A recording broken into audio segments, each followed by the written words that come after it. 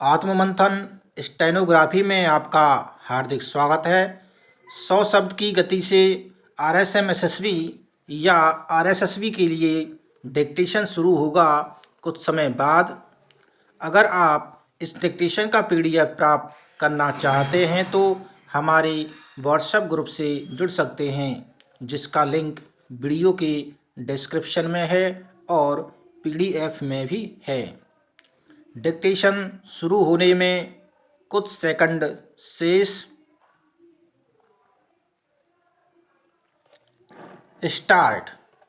हिंदी भाषी क्षेत्रों में अंग्रेजी का विरोध यह कहकर किया जाता है कि यह गुलामी का प्रतीक है। जब राजनेताओं द्वारा हिंदी के प्रचार प्रसार की दिशा में कदम उठाए जाते हैं तो दक्षिणी राज्यों द्वारा यह कहकर इसका विरोध किया जाता है कि उन पर यह भाषा थोपी जा रही है।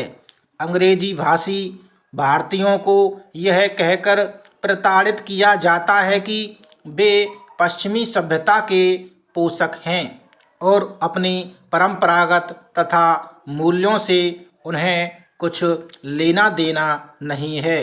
कुछ भी यथार्थ तो यही है कि हिंदी के बाद अंग्रेजी दूसरी भाषा है जिसका प्रयोग भारत की जनता द्वारा बड़े पैमाने पर किया जाता है। कोई भी क्षेत्रीय भाषा ऐसी नहीं है जिसका प्रयोग देश की जनसंख्या के 10% से अधिक जनसंख्या वर्ग द्वारा किया जा रहा हो। भारत में प्रकाशित हो रहे दैनिक समाचार पत्रों में अंग्रेजी दूसरे स्थान पर है। अंग्रेजी भाषी जनसंख्या का अधिकांश प्रतिशत उच्च शिक्षित वर्ग का है। विकसित हो रही मध्यवर्गीय जनसंख्या का एक उच्च प्रतिशत भी अंग्रेजी की ओर अभिमुख है। अंग्रेजी का प्रयोग करना उच्च वर्ग का लक्षण बन गया है। अंग्रेजी को लेकर हो रहे विरोध का एक प्रमुख मुद्दा है शिक्षण संस्थानों, नौकरशाही, न्यायपालिका और संचार माध्यमों में इस भाषा का प्रयोग। ऐसा माना जा रहा है कि अंग्रेजी का प्रयोग करने वाले तथाकथित बुद्धिजीवी वर्ग के लोग समाज पर प्रभावी होते जा रहे हैं। अंग्रेजी बोलने वाले भारतीयों ने जरूर अपने जीवन का ढंग बदल लिया और अपना सामाजिक महत्व भी बना लिया है, चाहे वह राजनेता हो, नौकरशाह हो अथवा सांस्कृतिक प्रबुद्ध व्यक्ति हो। सभी चाहते हैं कि उनके पीछे एक स्वचालित तरीके से राष्ट्रीय अनुयायी मिले और वे अपना माध्यम अंग्रेजी को बनाएं। अंग्रेजी बोलने वाले व्यावसायिकों की मांग अधिक है और व्यापार जगत में बहुराष्ट्रीय कंपनियों के प्रवेश के बाद तो संपूर्ण विश्व में इनकी मांग बढ़ गई है। किंतु अंग्रेजी का विरोध केवल घृणा या द्वेष के कारण नहीं है।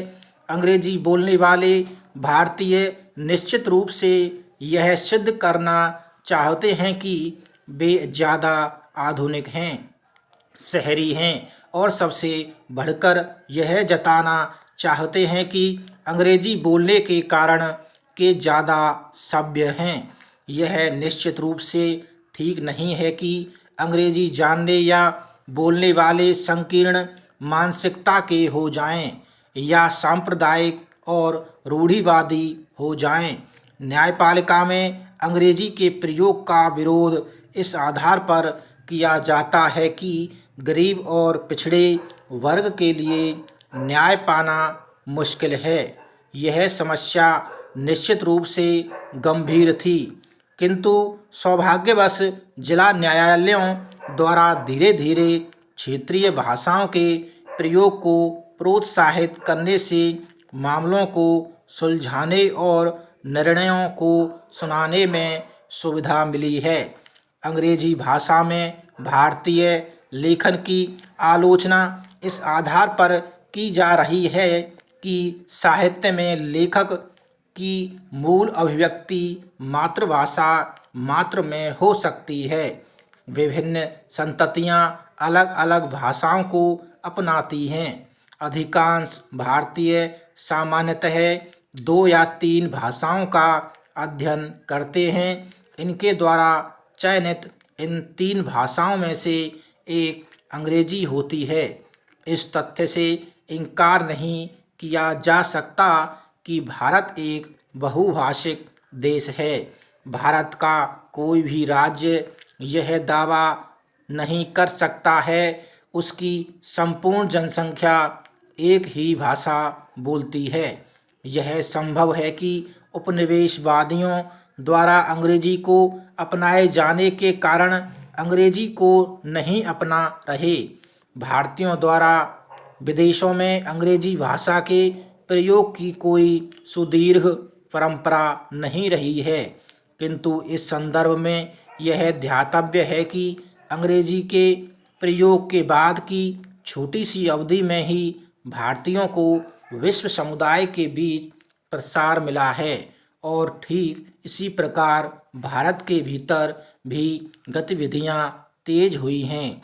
बहुत से क्षेत्रीय लेखक अपनी मूल मातृभाषा की जगह किसी अन्य क्षेत्रीय भाषा को अपनाते हैं, क्योंकि इसके माध्यम से वे अपनी अभिव्यक्ति को ज़्यादा से ज़्यादा लोगों के बीच पहुंचाते हैं।